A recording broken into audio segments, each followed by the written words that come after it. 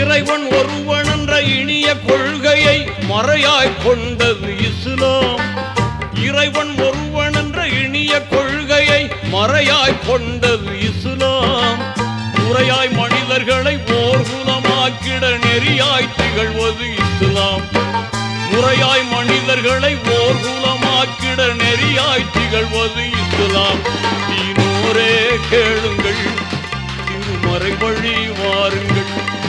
தீனோரே கேளுங்கள், திருமறை வழி வாருங்கள்.